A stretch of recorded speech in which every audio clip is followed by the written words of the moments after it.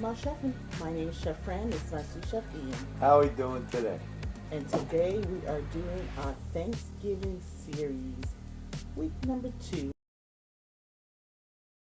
To make our coconut shrimp, I dipped it in some cornstarch with 2 tablespoons of flour, coated it in some eggs, and coated it in some breadcrumb that had some coconut flakes. And I pressed those breadcrumbs really firmly into the shrimp so that way it would adhere, and I dropped it in some hot oil and fried it. And to make our salmon nuggets, I did the same thing because I did some coconut salmon nuggets. I took some cornstarch, coated it up, put it in some egg wash, and then coated it back into the breadcrumb with the coconut flakes and fried it in some hot oil. And then to make our sauce, I just took some sweet chili sauce, mixed in some apricot preserve, and I did the same thing for the orange marmalade, mixed it with some sweet chili sauce.